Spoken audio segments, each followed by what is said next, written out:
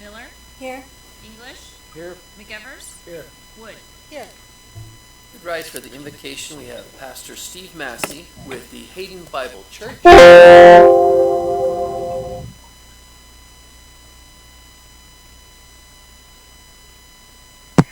You can go ahead.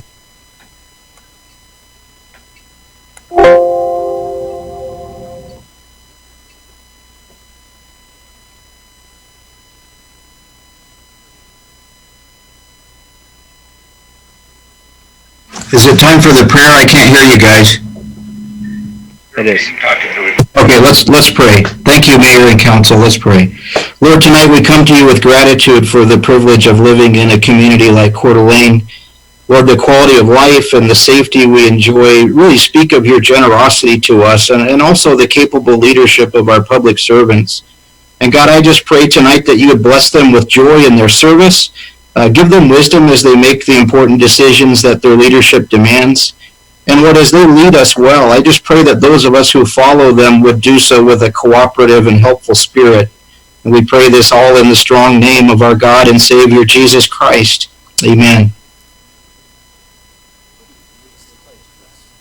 I pledge allegiance to the flag of the United States of America And to the republic for which it stands, one nation, under God, indivisible, with liberty and justice for all.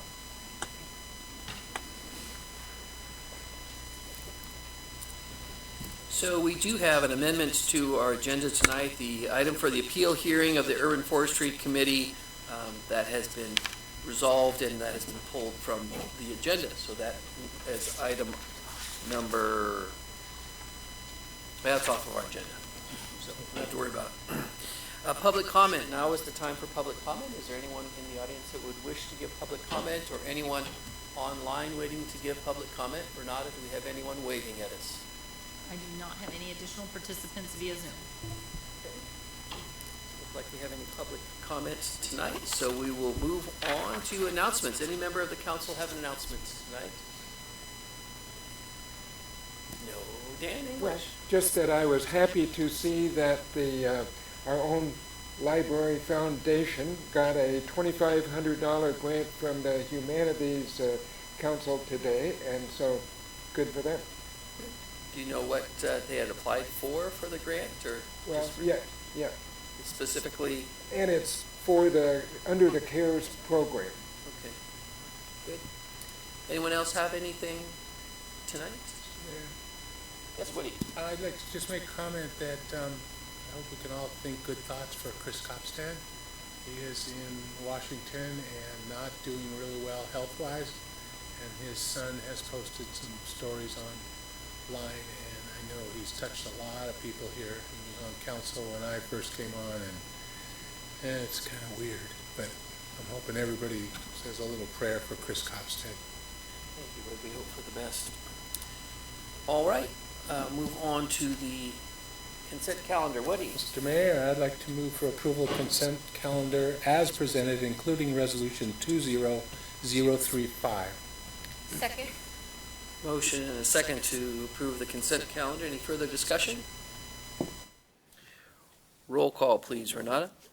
Evans? Yes. Miller? Yes. McEvers? Yes. Gookin? Aye. English? Yes. Wood? Yes. Motion carried. We move on to other business. The first item of business is parking revenue from the 4th of July dedicated to city public safety expenses. That was an item that was brought up at our last council meeting, and Troy has a presentation for us. Good evening, Mayor and Council. Yes, a discussion regarding the 4th of July parking lot revenue. The staff report discusses that in the past we have entered into an agreement with our Coeur d'Alene Chamber of Commerce for a number of years, whereby a fee of $20 would be charged per space by the chamber. They would lease the parking spaces from the city, and particularly the parking fund. You have approved a 4th of July per space rent of $7. So that money would go to the parking fund and has in the past. So last year, the city of Coeur d'Alene received $9,374 from the parking revenue. went into the parking fund. That is an odd dollar amount because we pay a portion of the personnel costs because not every parking lot has an automated system. So that's why it's an uneven dollar amount. So in giving you the full dollar amount, and I apologize it's not in the staff report, the lots 1 year ago on the 4th of July generated $27,075. The operating expenses, and that's Diamond overseeing the management, basically hiring the personnel for that day, was $2,717. So the net dollar amount of $24,357 went to the Coeur d'Alene Chamber. And then the chamber wrote the check to the city for $9,300. And so they netted just shy of $15,000 to help offset the cost for the fireworks, which is what our lease agreement in the past had referenced it to, that it must go to that. So that's the significant change. When I look at the total number of spaces, not including Independence Point, because our public safety officials in partnership with the Parks Department are looking to close the Independence Point lot this year for ingress, egress purposes. And then if everything works out perfectly, we may have an amusement ride that's in there as well. So I've taken that out of the mix. That's about 87 spaces. That's not in that total. You have approved in your current financial plan transfers from the parking fund to the general fund. One is for parks capital improvement. That dollar amount is at $190,000, and we have $210,000 anticipated from parking revenues to go to the Parks Department for operating expenses. So our dialogue tonight will be around the fact that the chamber is not a partner at this moment. That might be an idea as we go forward. That the dollars anticipated from the 4th of July are already looking to go into the parking fund. So we had anticipated that type of a similar number on the revenue side. And so that would be in your dedicated income stream. A little bit on the parking fund. Not that COVID has been any good for many, many reasons, but it hit at the right time in the parking business, because those months are not our best months. So right now, the parking fund, other than the fact that there haven't been many tickets written during COVID or anything like that, the revenue isn't that far off from where we'd anticipate. We need warmer weather and we need sunshine. So right now, Mother Nature hasn't helped us. But as we look at the parking fund and the expenses, we're not too far off plan, which is good news. I have a slight bit of other good news. The parking vehicle for the equipment to go along and do license plate recognition is here, and the equipment was just put on the new parking vehicle. So we hope to have that second one up and running in the next week. That just got done tonight about 5:15, so we're testing that equipment on the parking side. The expenses for the 4th of July for public safety is quite significant, as you can imagine. As we look at two of our largest departments, police and fire, fire has overtime expense of right up at around $7,000 for that day. And the police department, depending on how many people we have to have deployed, and the 4th is on a Saturday, we're anticipating a cost of $64,000, $65,000 as we look back a year ago. And of course, anybody that has any insight a year ago would say that wasn't our best day.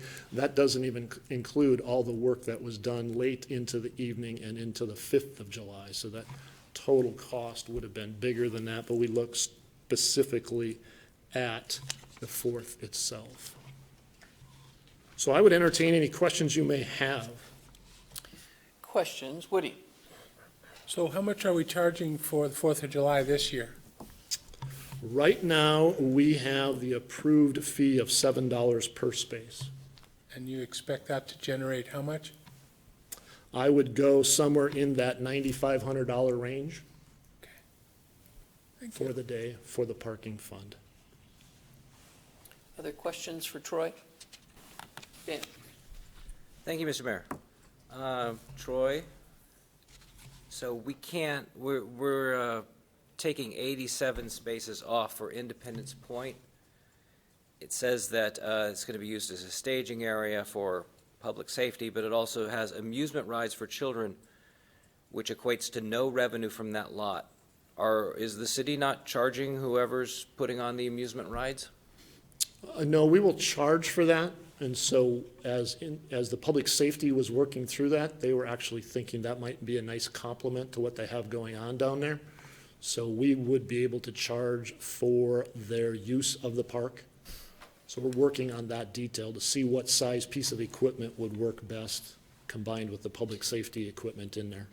Does leasing amusement rides to sit in a city park, does that need to go by council? Parks director would oversee that particular arrangement because they're leasing things in the park, leasing space in the park. So we don't know how much revenue is going to be coming in from that, if any, and Uh, where we'll- that revenue would go? We will be looking for revenue. It would go to the Parks Department. Was This- there competitive bidding done on the amusement park rides? That was done by the chamber, so the chamber's looking to have that lease, So it's not, so the chamber gets the money. correct? And then we would You weren't charge going to run that by us? for the activity in the park. No, we run that by the Parks Director. But this is not the park, this is a parking lot. Well, I think you should have ran that by us. Not that Okay. we would have said no, but it would have been, We haven't, Nice. we haven't fully defined that yet. well, let's define it. So we're talking, now why can't we take the $20 per space that the chamber normally does? The city has not approved the $20 fee in our fee schedule. We haven't done a public hearing to take it to $20. So then how can we, how do the mechanics work that we can have the chamber charge $20 because it's still a city space? We leased them the spaces, and then they charge that fee. And that's kosher? That's, our attorney saying that's kosher? I appreciate that question because we brought it to you wanting to have full disclosure so that you knew what the fee would be, because they are the lots that you control, and it is a community event. And so I totally see that point, because you knew what the number was, but I don't have that approved as per ordinance and or resolution, or have done a public hearing at that dollar amount. So if we wanted to increase it to the $20 that it normally is, we would have to have a public hearing that requires a notice of how many days? It's 2 weeks with the last notice being 7 days prior to the hearing date. So July 3rd would be the soonest we'd be able to have a hearing, which is a holiday. Cool. Okay. All right, so I think, and I brought this thing forward because I had met with the chiefs, and I know that there's a lot of overtime that's we pay for, and that everyone pays for it, even though this is an event, and the event fees are nominal, so they're not going to cover all the police and fire, and especially police. Chief said there's going to probably be a lot of cops out that day, simply because we are one of the rare events that's taking place on the 4th of July. Yeah, I'll let some other people ask questions. Thank you. Other questions, Christie? Thank you, Mr. Mayor. Troy, is there, I could be wrong about this, but I thought, is there some revenue from parking going into the police department budget right now? Was that thought it was to pay for some of the downtown patrol. Is that correct? I think we did that 1 year, and then we just budgeted in the PD and didn't make that transfer. Okay. And then the other question, and the chief's here, the 87 spaces, is that the request of police and fire, that they want all of that? That was the request early on, probably just prior to the change with the fireworks. And so that was then. They have then recognized that without the fireworks down there, they may not need as much. Then the idea came forward to potentially have an amusement ride. So ingress and egress is very important down there, and not mixing folks in. But I can let the chief speak to that, because that was something brought forward. Well, and then my other question was, the children's ride mixed in with all of the emergency vehicles and the command center.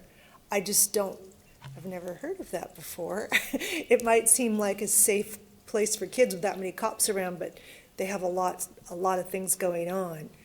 And, I mean, the chief can speak to that, but it just seems like an odd mix to me.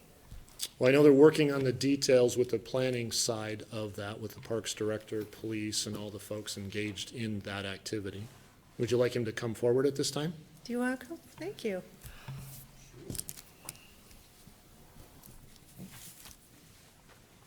Good evening, Mayor and Council.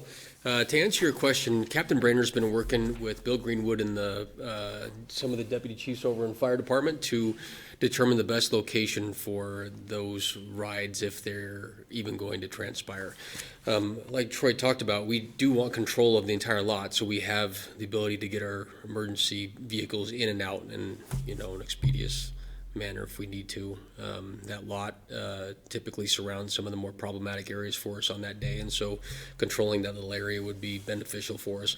And we really didn't want to squish a kid going out of there in a hurry, that sort of thing. So the direction that we gave our folks was we really didn't have a problem if we could completely separate some activities that the chamber had planned in a far part of the lot and keeping them entirely separate from the emergency vehicles will be coming and going and that sort of thing. I don't know the details of how that's working out because I think they're still in progress. I think they're still trying to decide what, if any, things might be placed in that lot, and if so, how it would look. Great, thank you. I guess, Christie, I would add on to that too, is that I'm a little surprised. This is the first I've ever heard of it. I haven't heard of the plan of having kiddie rides at Independence Point. Doesn't make any sense to me, mixing that with those emergency vehicles. They had it last year over by Memorial. Seemed to work out fine over there. So this is one of these things that we'll have to chalk up to, it's a surprise to me too. Well, I wonder, in years past, I used to work there, any kind of little kid things that the police would do, they were on the lawn next to the building that we share with fire down there, nowhere near the parking lot. And maybe that grassy area could be under consideration too, but they're still near the police, but they're not in the way of the police. So any other questions? Dan, English. Well, I guess I feel like I'm in a role reversal because I think the $7 makes a lot of sense for folks rather than trying to go for 20.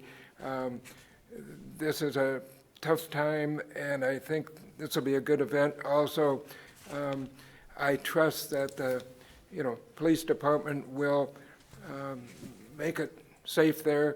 At the same time, yeah, for future we got to talk about that, but I'm good with that. Other questions? Mr. Mayor, along those lines, looking ahead with this discussion, the Municipal Services Director and the Legal Counsel have said, maybe we put together a fee the next time we bring you fees that gives us some latitude on this subject, because we don't know what the future holds. $7 for that event without a partnership is a really good buy. Wouldn't help defray any of those costs. So maybe we could bring that the next time we bring a fee change. And I do think that Dan had a good point there. Parking lots, I don't see as park space, right? And council should have say over what goes on in parking lots. So renting out a parking lot is a council decision. Now, I know that renting out park space, whether you're renting out the picnic area or you're renting out the McEwen Pavilion, all of the parameters are all set out there. And Parks is free to rent all those spaces. But when it comes to a parking lot, that should be a council decision. So I agree with Dan there. We have Kiki, do you have something? Just two things. One is what we're talking about here, a one-time request for just this year, or is this bringing forward changes that are going to be ongoing, or is that what we're talking about maybe doing now is bringing forward changes? I thought this was a one-time request because you always have budget authority, so we can bring this money in look at the end of the year to try to square the budget up. I guarantee we'll do a budget amendment. That's the time we've captured this in the past. You realize, police department had over $500,000 in overtime last year as documented, and we square that with you at budget amendment time. So that would be potentially one of the sources as we rationalize how the parking fund has been an integral part to public safety, and the 4th of July would be one that you could point to. So that would be a way in which we would look to help balance the budget at year end. Okay, and I think, I'm just trying to get my head around what it is we're discussing here, and if this is just, if there's a decision point that has to come, or if it's just discussion, because for me, this is new too. I brought up a request, I think, way pre-COVID, that we get together a lot of these downtown groups and talk about these large festivals and what are some of the things we need to do to put some sideboards on the future. And I'd talked to Chief White about that in not just 4th of July, but a lot of them, to put together a new plan for some of these larger events in town. So COVID hit everything else, and now we're in this kind of triage mode. But it looks to me like what we're trying to do is say, in the past, we leased city space to the Chamber of Commerce to pay for the public fireworks, and that's not occurring. So now we're trying to do two things, which is put public safety downtown in the middle of the festival, plus create some sort of a lease with the chamber so that they can generate some revenue off of a kiddie section, and transfer the money from parking to public safety from the general fund. So are those the big three things we're talking about? I don't, again, this whole. Trying to get my head around where we're going with this. This whole kiddie ride at Independence Point is something that I just heard. So I don't think that's a decision point. No. Okay. I think that the question being because Dan Gookin brought it up last time for a discussion now, is that giving the situation where the financial situation this year, he wanted to have a discussion on, should we continue the $20 charge, and the difference between the $20 and the $7, which is what the chamber had got in the past, which is we've determined to be $15,000, should that go to help pay for public safety and parks cost? Dan, did I have that right? And so that really is, so it really is one decision point tonight. It was my understanding. Amy? Is that a mute decision because we cannot raise the fee to $20 because we haven't properly noticed it for a fee adjustment?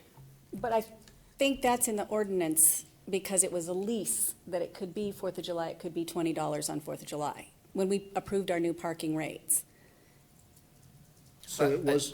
But Amy's point is a valid one, is that we don't have, there's not enough time to do that public hearing as required by all of the noticing.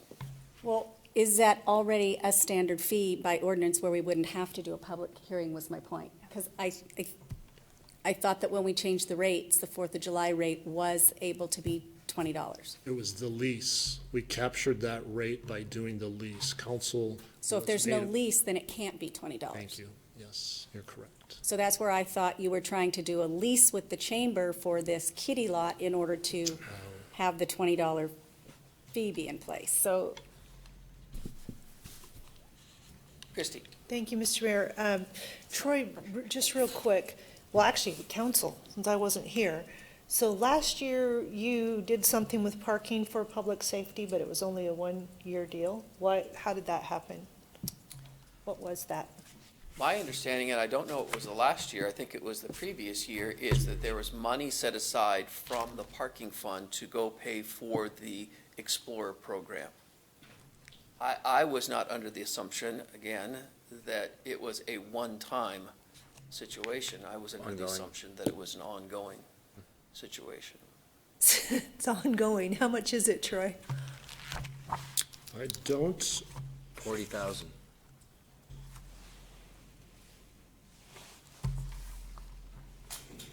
So the parking fund has Diamond McEwen Management, Coeur d'Alene Parking Services, parking garage, depreciation. Well, I will have to check that, but currently I do not see a transfer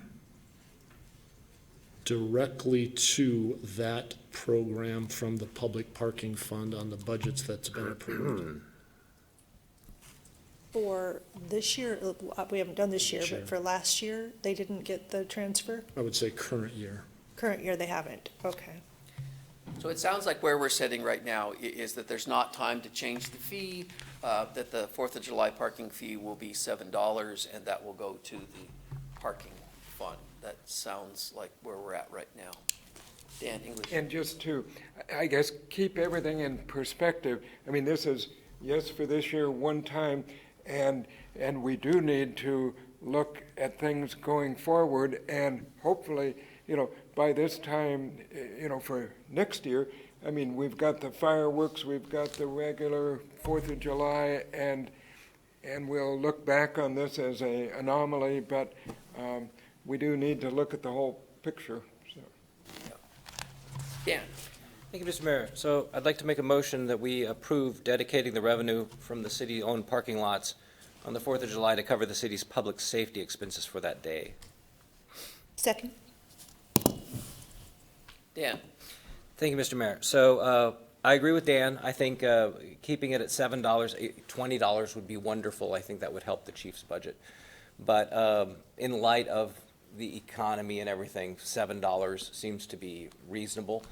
I wish we could go higher, and I hope we have that latitude in the future.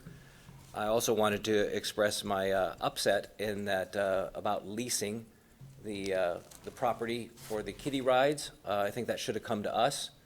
I don't think it's a good idea, and just wanted to. We can't do anything tonight because it's not an agenda item. But if we could do something, I would vote against it. But we can't. So there you have my motion. Thank you, Mr. Mayor. So Woody?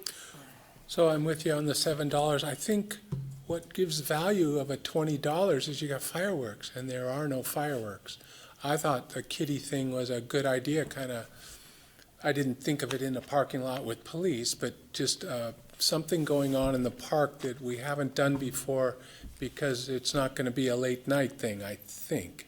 So that's kind of where I can feel comfortable with 7 over 20.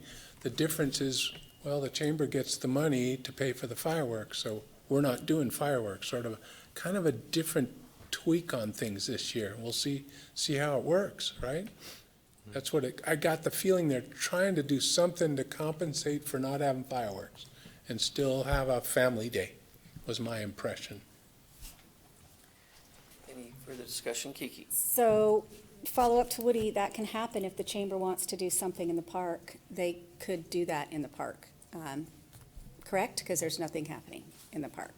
Right, and they So- are looking to lease it, so So they could go through the regular process and do what they wanted to do in the park. They could rent the park. They could do what they needed to do. Good, Bill, park guy. we can have Bill come up and speak. So this idea of kiddie rides in the parking lot was a brainchild of Brainerd, Lieutenant Brainerd, myself. We were meeting over a week ago, and the chamber the year before had used that parking lot out by the carousel. They were not going to be able to use that this year. So Lee and I were talking about how we were going to make this more family friendly. They are going to have an event in the park, and they are going to have kiddie rides in the park. But we were trying to get more of a connection. So on the knoll at Independence Point, we're going to have maybe a bounce house. And the lady we met with said she has a slide and roller coaster, or not roller coaster, a Ferris wheel. And then Lee and I were looking, she said, gosh, I wonder whether or not we can make room for them in the parking lot. And so it's not been decided. It sounds like it may have been decided this evening. And so we're meeting with the chamber tomorrow with police and fire. And all the things can get pushed, all those elements can get pushed into the park and not use the parking lot at all. But we were hoping to try and get this family-friendly thing going on where there was still some activity on the outside of the park with some other elements in the park to try and get the connection between where police and fire are going to be and some of these kid activities, and also food, entertainment, bounce houses in the park. So we were going to have things placed at both locations. Sounds like the parking lot's off the table. That's easy enough. We'll just keep it within the grass area at Independence Point. So I apologize for us getting a little creative. We were spitballing with all those folks, chatting about how we're going to make this a great event, and then Lee and I came up with this idea. So I apologize for that. Well, we appreciate creativity. It's the Just don't information. appreciate being blindsided It's the with it. information piece that's a little Yeah. disturbing. Christie? Thank you, Mr. Mayor. Well, Bill, I'm just surprised by the combo. I think it's great to have Kids Day and whatever you do in the park. It's just that when you really see what kind of police work is going to be going on all day long, just because the way things go, that's really not a mixture for kids. There's a time. Understood, and we Yeah. thought through that. Honestly, we did, but it sounds like not so much, because we really saw how we could compartmentalize these things, and police and fire were going to make a real presence and also have some interaction. So we thought those two would be compatible. And we thought that with the footprint that we were going to get from the lady that runs the carnival rides, we could delineate that really easily. But we're not going to do it in the Well, parking that's lot. up to the chief. Well, I don't think it's up to the chief. It's up to you guys. And it sounds Well, I like meant as that's far as- certainly something that doesn't sound attractive at this As time. far as whether they mix, my experience was Yeah. one over here, but Well, I'm not running the place. Lee and I were chatting through all this stuff, and we're trying to get more interaction between the public and fire and police.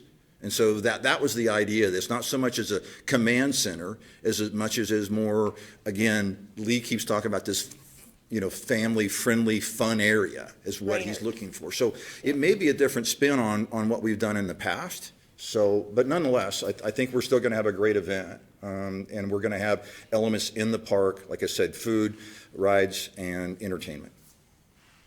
Awesome. Okay. Any further discussion on this motion? So in essence, what this motion does is it takes money out of the parking fund and transfers it to the general fund, just to clarify that. So, okay, so we have a motion and we have a second. So I guess, Renata, we would need a roll call. Miller, Yes. McEvers, Yes. Gookin, Yes. English, Yes. Wood, Yes. Evans. Yes. Motion carried. We'll move on to resolution number 20-036, approving an agreement to transfer property at Atlas Mill to Ignite CDA. Mike? I have a presentation. Yeah, show us how it's done. I'll go slowly for those of you who don't know how to do it. Awesome. Oh, come on. There we go. Good evening, Mayor and Council. Welcome to the city of Coeur d'Alene. I have brought to you the Atlas Mill property transfer agreement. And just as kind of a little bit of background, I know that all of you know a lot about this project, but I just wanted to go back a little bit in time to explain this project from the beginning. In 2015, the city council decided to buy what's depicted in pink here as the railroad property in conjunction with Urban Renewal Agency, Ignite. So they bought this railroad property with the goal of ensuring waterfront access and trail access. Meantime, what I'm waving around here, the Atlas, used to be the Stimson Atlas Mill site, was for sale. Property had a lot of topographical problems up and down hills, and it was a brownfield, a reclaimed a former mill site. So the person that had it looked like that wasn't going to develop. A lot of risk for any developer who was going to go there. And so this council decided if this is ever going to develop and if it's going to be something good for the community, the city should buy it. And so the city bought this property that was the Atlas Mill site. And so we combined all of this, and we then got a group together to design a park and a waterfront trail and all that, which I'm not here to update you on, but I do have Bill Greenwood here, and I do have Hillary Anderson, our planning director, who can give you an update if you want that. I understand you're going to have a tour maybe this next week or this week out there to go take a look at the progress for the park. So what we're talking about tonight is a transfer of a portion of that property.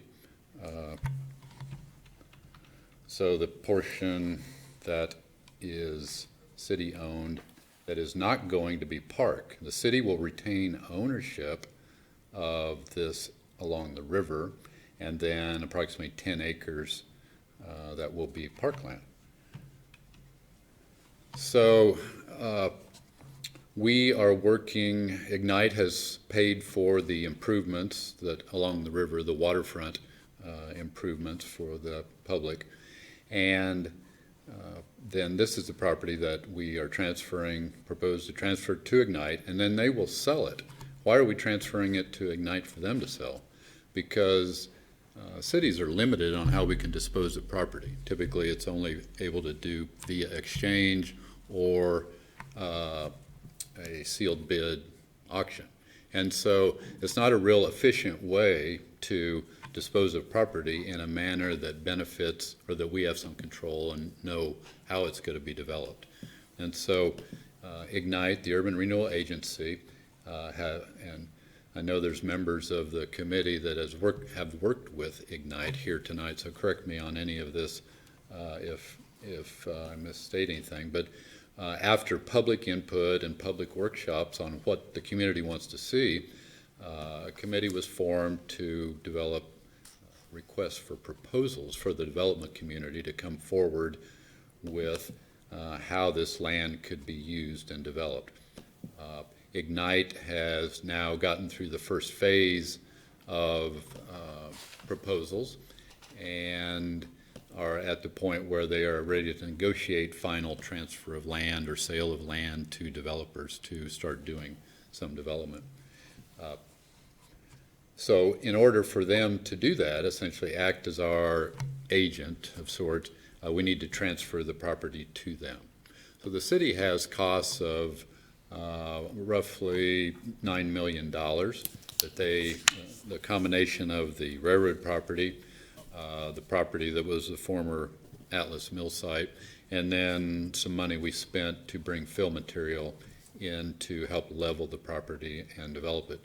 Ignite has spent significant amounts of money to do infrastructure, and they'll spend more to do infrastructure that will make this project a success. Meantime, our park, this will remain city property and trail green space. The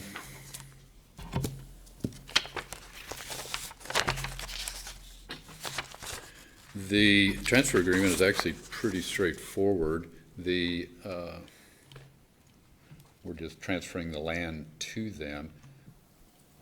I included this slide for people to get a little bit of a history, and it gives some link that you can go to and get more information about the park. Same with this one. And this is important, I think, because it shows some of the partnerships we've had and the meetings and the workshops and community involvement that's gone on over really several years. So it's been a project that is coming forward. So one of the big questions is, we're transferring our land to Ignite. How do we get paid back? Attached to the staff report in your packet is a cash flow estimate projection that has been prepared by Welch Comer on behalf of Ignite. And it walks through the details of what they project for land sales. So the sales, gross sales, over the expenses that they have had to develop the property, that will net, we hope, and we believe it will, the bottom line figures that will ultimately be available to pay back the city. So that is the goal, that is the plan, that is what we believe will happen, and that's the projection we have here. So you can ask me lots of questions. I have Hillary and Bill here, Chief of Police and the Fire Chief. HR director, anybody? Questions for Mike? Christie? Thank you, Mr. Mayor. Just comments. Mike, you know that this transfer agreement, I know you've worked on it for a while, and how important it was to not only the committee, but to the city and Ignite. I do think that you've captured what we most wanted in bullet point C, and then, of course, the accompanying pro forma. So I think it's fine. I appreciate that that has finally been brought forward, and we can have a level of comfort in transferring this. Dan? Thank you, Mr. Mayor. So I see in Exhibit B, it lists the anticipated revenues from which we'd be paid back. Yes. But in the agreement for property transfer in Section C, it says that to the extent the agency determines its revenues would exceed their development costs. So though there's a schedule, it's really kind of up to their mood when we get paid back.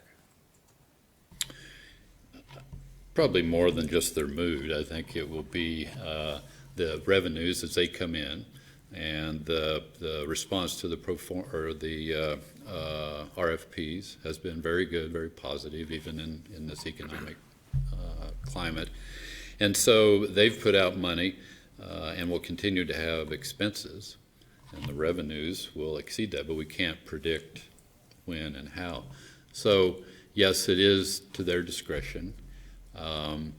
They can't really go into a promissory note to agree to pay this, go into debt to us, but they have expressed their intent.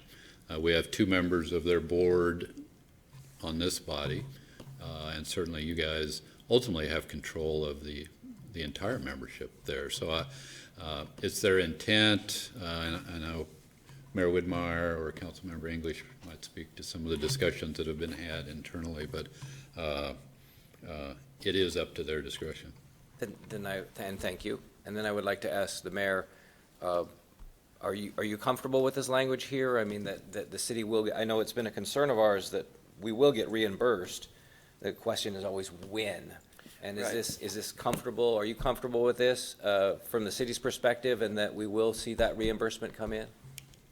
I requested that this cash flow model be a part of this agreement because I wanted it brought forward to what the expectations were of council, and I think on approval of this document, this would be the payment expectation by city council of how the reimbursement would occur. So I'm comfortable with this exhibit attached to the document. Excellent, thank you.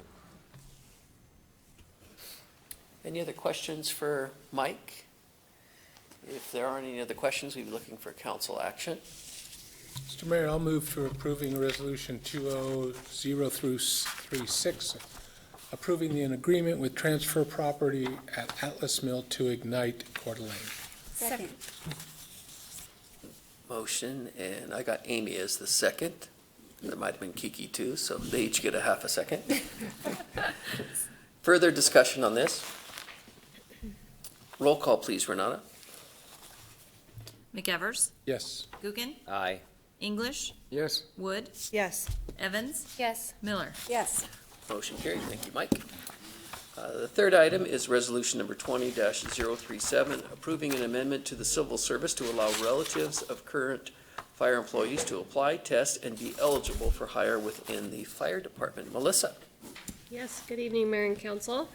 So just bringing one amendment, proposed amendment to the civil service rules to you tonight. Just to kind of make sure there's a little clarification what the civil service rules actually is. It is a separate set of rules that's specific to the fire department alone. It covers the recruiting, hiring, promotions, some appeal processes. It is specific to the fire department. So within that set of rules, there's nothing that speaks to the family members applying and being eligible to be hired within the fire department. That language sits in our current personnel rules. So when you're looking at something that's specific to the fire department, you go to the civil service rules first to see if it's written there. If it's not there, then you go to the personnel rules, where it is currently stated that an applicant, if related to an employee within the chain of command for the position applied for, would be disqualified. So currently in police and fire, the way that we've handled that in the past is if we've had family members apply, they're not eligible to be placed on the eligibility list ultimately to be hired. This amendment, again, would be specific to the fire department and would then allow family members to apply, to go through the entire testing process, and then be ranked on the eligibility list, and then at that point be eligible for hire. The one thing that the Civil Service Commission had quite a few questions on was their concern about family members just rising to the top of the list on the ranking. We discussed the recruitment process for new hires. They go through a written exam. A lot of times we have close to 300 applicants for our firefighter test. We only test every 2 years, so it's not very often, and we have a pretty good turnout. Our cutoff point for the written test is usually in the low 90s, usually around 91, 92%. So we have a lot of people that don't even go beyond that process. So if they meet the cutoff, which is usually around 50 people, they go to the physical agility, which is a pass-fail. We have a few that would fail the physical agility test, and then they go through the interview process. So once they go through all that, their written exam and their interview score is averaged, and they're placed on an eligibility list, just like the police department is, in order of their rank. So for every one position the fire department has, they're able to certify the top 5 names, and then the fire chief has interviews from that point and can hire one out of those 5 people. So the testing process is very challenging. To even consider a family member, they have to be at the very top. So that was a lot of the discussion that Civil Service Commission had, questions related around the process and making sure that that process was valid and would not give preferential treatment to family members. The fire department and fire administration and myself met with the Civil Service Commission on May 5th, which they approved the amendment to allow fire employees to be considered for hire, to add that into the civil service rules. So happy to stand for any questions. Questions for Melissa? Christy? Thank you, Mr. Mayor. Melissa, so it looks like all you're asking from us is to approve what the civil service has approved. What's our authority in that? Why does that come to us? I don't mean to be ignorant about it, but if they're a separate commission, why are we approving their amendment? So that's just the way that it's written. Council has final say. So you could not approve their recommendation if you didn't want to, or you at that point are approving their recommendation to you. But council is the final approval process. It's the last step. Okay. Dan, English. And would you remind us who are the members, I guess both position and the people that make up the commission, Civil Service Commission? Sure. Currently, Ben Wolfinger is on the commission. Charmin Schmidt, she's a recent retiree from Avista. And Dixie Reed. Thank you. Ex-council member. Yep. Winnie? So the city, if you come here and ask for a city job and you're related, you don't get to work here. Is that correct? So within your same department, if you're going to be within a chain of command within the same department, currently you would get disqualified. There's a little caveat in the personnel rules that if there is a relation by marriage after you're an employee, the city will do as much as possible to work around that process, but if we can't, there could be a possible dismissal. And then we also have a rule in regards to council relationships. Correct.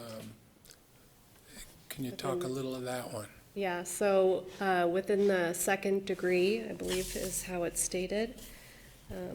per Idaho Code 18-1359, no person related to a mayor or council member by blood or marriage within the second degree shall be appointed. So we have a city policy, we also have a council policy, so why would we change something for one department? And just, doesn't it reflect the same thing, nepotism, all the problems that are sort of addressed with the city code and the council code? Why would this come this way? So the fire department brought it forward because they were looking at providing more of a legacy within their department for family members. So it's more common in the fire service to allow family members to be hired within the same department and to create that within the family. It's just a more common practice, and there's quite a few of the surrounding agencies that do allow it. The fire department created the cadet program a few years ago, and they've had some internal cadets that have been family members, and so the fire department, when they've discussed that, they've brought some of the children through the cadet process. They've trained them and had exposure within the fire department. And then they have to go somewhere else. They have to go find a different department to test for, where some of those might be good applicants to hire from within. Anything else, Wood? The other thing that Kenny, I remember mentioning, is there are 4 stations now, and he feels like he would be able to, if there is a family member in there, he would be able to place them in a different department in a different shift and work around the possible chain of command issue. Christie. Thank you, Mr. Mayor. Kenny's here. Yeah. Kenny, can I ask you a couple questions? You may. Thank you. Kenny, I understand the whole fire legacy. I get it. A lot of that happens in very large departments. You see families, and it makes sense. Young ones are brought up that way. It makes sense. But what I guess when I want some reassurance from you, if one of the firefighters, or male, female, whatever, if they back a fire truck into a fire hydrant at a scene, and that's a discipline issue, the public's not going to really look at you for that. What's going to happen, though, is on the inside, if their mom or dad is a battalion chief, and then people are going to look at that discipline. What layers do you have in place to protect your integrity? Well, integrity is awesome, because what I was thinking of as you were saying that is the third word in our values is integrity. So that is in our mission statement. So what would happen to them is the exact same thing that would happen if I did it. So you talk about the layers, and that's a great point. And just to back up a little bit, this was my brainchild and has been for quite some time. One of the things that I love about our fire service is tradition.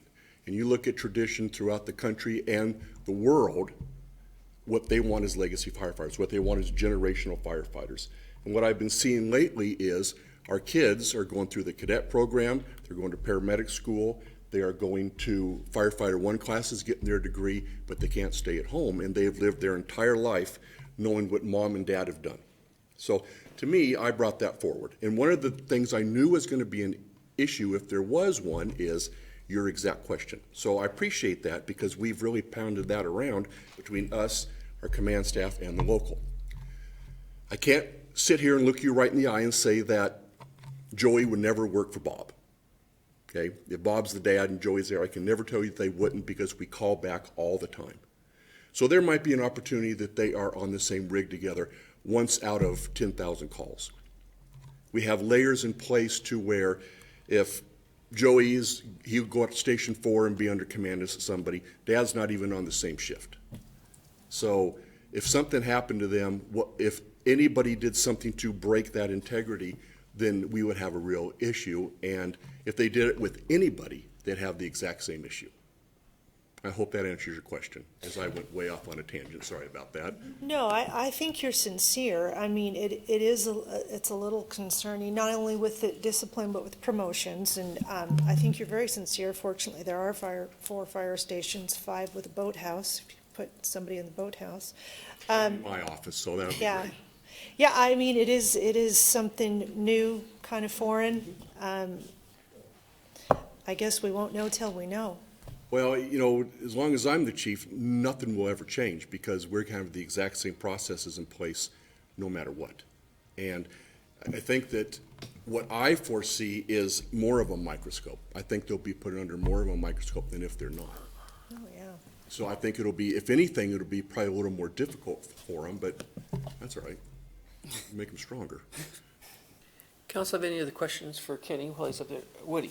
Just a couple. So Kenny, just let me, worst case scenario, you got top 5, you're the chief, and one of the 5, they all interview, but one of them's connected. Yeah. And then you go, yeah, we're gonna take the connected one. That puts, what's it look like? Well, we better have a good reason. We better do it through scores of a test. We better do it through a resume, because when they come to me, you know, they kind of get, it kind of floats up, but when they come to me, it's very specific. I have a file that Melissa will get us, and they always bring us a book. We always get a book. So I'm looking at this book as we're asking them questions, and it quantifies it. So let's say our attorney comes up and says, hey, somebody challenged this. I have to have the ability to quantify it. Now, if it was somebody related to me, I would excuse myself. Tom, or one of my deputy chiefs, would do that. And then the next question is, what if you say you darn well better hire? You know, and I understand that, I truly do, but the fact is there's so many steps to get to that point that if they're not qualified, they're not going to get the spot. If they are qualified and they deserve it, they should get the spot. They shouldn't be penalized because of their last name. But they shouldn't get treatment because of their last name. So the question then comes to my police department. Why are they different from you guys? They're not the least bit. Wouldn't they be treated the same way? Because I brought it forward and Chief White did not. And to go back and answer your question about the council rules, that still applies. Right. That doesn't change one bit. No, I get it. It's, you're standing alone, kind of out there going, we need this. We're special, and I get it. Well, I'm not saying for an You're instant we're special. What I'm saying is we're seeing the dynamics change. And when I'm seeing these kids that are working forever and ever, ever, and we lose them, it's like maybe it's time now that we bring forward and try to make a change. Woody, I just want to add to your question too. The police department was approached to see if this is something that we should change in the personnel rules, and they're not interested in having that allowed, so that's why it's only in the civil service rules. Other council questions? Just covered my 2, thank you. Amy? Mr. Mayor, I'll make a motion to approve resolution number 20-037, approving an amendment to the civil service rules to allow relatives of current fire employees to apply, test, and be eligible for hire within the fire department. Second. Motion and a second. Further discussion? Roll call, please, Renata. Gookin? Yes. English? Yes. Wood? Yes. Evans? Yes. Miller? Yes. McEvers? No, Motion carried. Mr. Mayor, I would move that we recess to June 22nd, 2020 at noon in the library community room located at 702 East Front Avenue for a workshop regarding Ignite CDA 2-year priorities for the Lake District. Second? Motion and a second to recess. Any discussion? All those in favor? Aye. Any opposed? Motion carried. We are recessed until Monday, June 22nd.